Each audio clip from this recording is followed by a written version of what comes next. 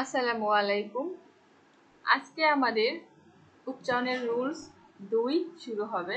গত ক্লাসে আমরা নিয়ম 1 করেছিলাম, আজকে নিয়ম 2।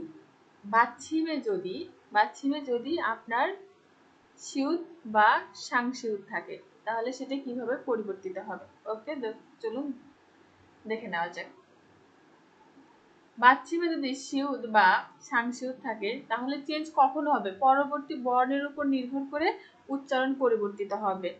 এখন বাচ্ছিমে কিন্তু সিউত বা সাংসিউত আছে, পরবর্তীতে অনেক কিছু আছে, অন্য কোনো ব্যঞ্জন বর্ণ থাকতে পারে, অনেক টাইপের ব্যঞ্জন বর্ণ থাকতে পারে, কিন্তু সব ক্ষেত্রে কিন্তু আপনার চেঞ্জ হবে না। কোন কোন ক্ষেত্রে চেঞ্জ হবে সেটা আমরা আজকে শিখব। ওকে, বাচ্ছিমে সিউত তারপরে যদি নিউন থাকে তাহলে সিউতটার উচ্চারণ কিসের মতো হবে? নিয়নের মতো হবে। সিউতের উচ্চারণ নিয়নের মতো হয়ে যাবে, আর নিয়নের উচ্চারণ ঠিক থাকবে। তাহলে সিউতের উচ্চারণ কিসের মতো হলো?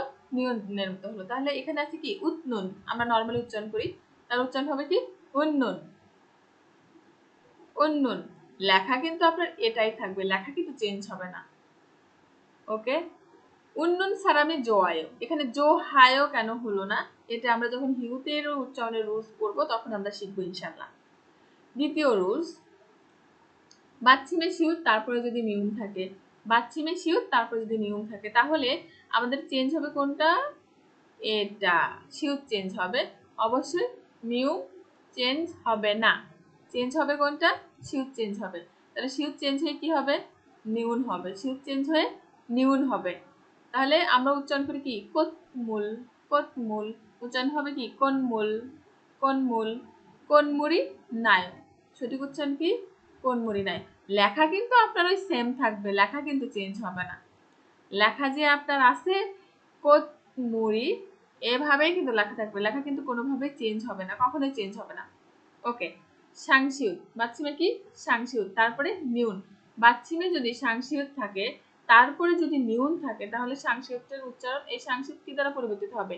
নিউন দ্বারা। কি দ্বারা? নিউন দ্বারা। তাহলে কি হবে? ইন্নুন। ইন্নুন। ইন্নুন খনমান ছয়। প্র্যাকটিস করুন। এখানে আমরা প্র্যাকটিস করুনটা অনেক বেশি গুরুত্ব দিয়ে পড়ব। যখন আমরা উচ্চারণের রুলস শিখে আসব, তারপরে যখন আমরা প্র্যাকটিসটা দেখব তখন কিন্তু আমাদের সবকিছু অনেক ইজি হয়ে যাবে। ওকে, খুরন্দে ইয়জুম নালশিগা ছুবস কোন মুড়ি নায়। খুরন্দে তবে কিন্তু ইয়জুম আজকাল ইদানিং নালশিগা আবহাওয়া সুয়স। সুয়স মানে কি? ঠান্ডা হওয়ার কারণে কোন মুড়ি নায় নাকের পানি পড়ছে, নাকের পানি ঝরছে। যদয় আমারও তাতুত থান, এখানে তাতুত থান না হয়ে থান কেন হলো? আবার আমরা অনেক ক্ষেত্রে গত ক্লাসে মেবি আমি বলছি কিনা জানি না, সিউতের পর হিউত থাকলে মানে বাচ্ছিমে কিছু থাকলে তারপর যদি হিউত থাকে তাহলে সেটা কি হয়ে যায়? উজ্জ হয়ে যায়। তাহলে এই বাচ্ছিমে হিউত সিউতের পর হিউতটা কেন উজ্জ হলো না? আরো কেন মানে দীপ্ত ভাবে উচ্চারণ হলো? তাতুত থান এইভাবে কেন উচ্চারণ হলো? তাহলে এটা আমরা শিখবো, হিউতের উচ্চারণের রুলস যখন শিখবো তখন শিখবো। ওশি ফিরিওহান খত খাত্তায়। আমারও মনে হচ্ছে গরম পোশাক দরকার। মাজায়ও তুগোন ওশি ইন্নুন। তাহলে উচ্চারণ কি হবে? ইন্নুন খাগে খাচ্ছি। এটারও কিন্তু এখানে একটা উচ্চারণ আছে, খাচ্ছি। থিউত ই। থিউত ই খাচ্ছি। আমরা তো এটা বলতে পারি খাথি, অনেকে দেখবেন বলে খাথি, আবার অনেকে ঠিকঠাক বলে খাসিল্লেও। এটার উচ্চারণও আমরা শিখবো ইনশাল্লাহ। খাসিল্লেও ঠিকই বলেছেন, মোটা পোশাক আছে এমন দোকানে একসাথে যাবেন, নিয়ে জোয়ায়ও। হ্যাঁ, ভালো। তাহলে আমাদের সঠিক উচ্চারণের রুলস কোনটা? এটা, এটা, এই দুইটা। তাহলে এই দুইটা আমরা কি করব? এই দুইটা আমরা বারবার পড়বো, বারবার পড়বো, বারবার পড়বো।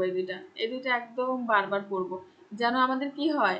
একদম মুখস্থ হয়ে যায় যে এই উচ্চারণগুলো কিভাবে হচ্ছে। আর এই উচ্চারণগুলো কিন্তু আপনার মুখস্থ করলে হবে না, কারণ এখানে কোন মূল ইন্নুন আছে, অন্য জায়গায় আবার চেঞ্জ হয়ে অন্য কিছু থাকতে পারে। সেজন্য আমাদের যখন রুলসটা জানা থাকবে তখন ইজিলি আমরা এটা কভার করতে পারবো। ওকে, নিয়ম 2। নিয়ম 2। তাহলে আমরা বেশিরভাগ ক্ষেত্রেই কিন্তু জানি সিয়তের পর যদি ব্যঞ্জন বর্ণ থাকে সেক্ষেত্রে আমরা চেঞ্জ জানি, কিন্তু এখানে তো স্বরবর্ণর আবার রুলস লিখে রাখা হয়েছে যে স্বরবর্ণ দিয়েও আবার চেঞ্জ হয়। আমরা অনেকেই এটা সঠিক উচ্চারণ করি, একদম সঠিক উচ্চারণ করি, কিন্তু সঠিক উচ্চারণের মধ্যেও যে আপনার রুলস আছে সেটা আমরা অনেকে জানি না, আবার অনেকে একটু ভুল ভালো উচ্চারণ করি। আচ্ছা, আমরা তাহলে এটা আজকে শিখবো। সাধারণত সিউতের উচ্চারণ দন্তের স হলে এটি যখন ই সংবলিত ধ্বনি, কি ই ধ্বনি সংবলিত স্বরবর্ণের সাথে বসে তখন উচ্চারণ কি হয়? এস এইচ বা তালব্য বাংলায় এর মতো হয়। তাহলে এস এইচটা আমরা কিন্তু যখন লিখি সিমলা, বাংলায় লিখি তালব্য আর ইংলিশে লিখি কি সি, এস এইচ। আমরা যখন একটা উচ্চারণ করি হাসান, তাহলে কি লিখি? H A S A N. আমরা কিন্তু এইচ এ এস এইচ লিখি না, কারণ এস এইচটা হাসান হয়ে যাবে তখন। তাহলে সূত্র কি? সিউতের সাথে যদি এই কয়টা বসে, এই কয়টা স্বরবর্ণ বসে, তাহলে সেটা কি হবে? তালব্য স এর মতো হবে। তাহলে সিউতের সাথে ই, ইয়া, ইয়া তো ই না, ইয়া তো ই না, তাহলে কেন আমার তালব্য স হবে? ইয়াটার দেখেন প্রথমে কি আছে? ইয়া, ই অ, ই ও, ই কিন্তু আছে। ওকে, তাহলে এখানে আছে সি, শিগান, শিগানি ইসয়, শিয়া, শিও, শিউ। আপনারা এইগুলো সুন্দর করে বারবার পড়বেন, তাহলে শিউতের উচ্চারণে শিয়া, শি এটা চলে আসবে। অনেকেই আমরা বলি সিকদাং, সিকদাং, এখানে দুইটা উচ্চারণ আমরা ভুল করি। একে তো শিক, এখানে হবে শিক, আবার দাং বলি, কারণ আমরা সবাই জানি দ্বিগুণটা ইনিশিয়াল পজিশনের মাঝে থাকলে এটা দ্বিগুতের উচ্চারণ দ এর মতো হয়। কিন্তু আমরা গত ক্লাসে কি শিখে আসছিলাম একটু মনে আছে না আমাদের? যে গিউকের পর যদি দ্বিগুত থাকে তাহলে সাং দ্বিগুত হয়, সাং দ্বিগুত হয়ে যায়। তাহলে শিক তাং কি উচ্চারণ হবে? শিক তাং, শিকদাং বা শিকদাং কিন্তু কোনোভাবেই হবে না। ওকে, মনে রাখুন। দেখেন সিওতের সাথে যদি আ, অ, ও, উ, উ, উই, উয়ে এইগুলো বসে, তাহলে দন্তের স এর মতোই থাকবে। যেরকম সা, স, সো, স্থয়, সাদা, এগুলো কিন্তু আপনি সাদা, সাদা এইভাবে, স্থয়, ঈশ্বয় আপনি কিন্তু এইভাবে বলতে পারবেন না। তাহলে প্র্যাকটিস করুন। অনুল শিওফিং খাসিল কয়, এখানে দেখেন, এখানে দেখেন কি উচ্চারণ করতে হচ্ছে আমাদের? শিল, খাসিল, শিওফিং। আজকে শপিং এ যাবেন? নে, শিওফ, শিওফ, এদ থুল কয়, শিগান, ইস্যু সেও। দেখেন এখানে কিন্তু আমরা ইস্যু সেও এভাবে উচ্চারণ করতে পারতেছি না, আমাদের কি উচ্চারণ করতে হচ্ছে? ইস্যু সেও, নে ইসয়, নে ইসয়, মঞ্জ, শিয়া, শিয়া। এখানে কিন্তু আমরা সিয়া বলতে পারবো না। আলগেসয়, কুরম, জামকান, সুইমিয়ন্স, এখানে কিন্তু সুইমিয়ন্স হবে না। যে উই, ই তো আছেই, তাহলে এটা আমরা তালব্য স এর মতো উচ্চারণ করি না, হবে না। সুইমিয়ন্স।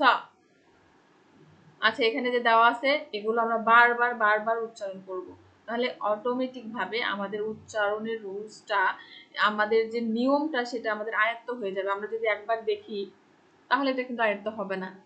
না বুঝতে পারলে বারবার ভিডিওটা দেখতে হবে বা উচ্চারণের রুলস অনুযায়ী লিখতে হবে, নিজে উচ্চারণ করতে হবে, তাহলে আস্তে আস্তে আপনি এটা আয়ত্ত করে ফেলতে পারবেন। ওকে, পরবর্তী ক্লাসে আমরা আরো গুরুত্বপূর্ণ রুলস নিয়ে কথা বলবো। আমরা ডে বাই ডে প্রতিটা ক্লাস দিয়ে উচ্চারণের যতগুলো রুলস আছে সবগুলো কমপ্লিট করে দিব ইনশাল্লাহ। তাহলে আজকের ক্লাস এই পর্যন্তই। আসসালামু আলাইকুম।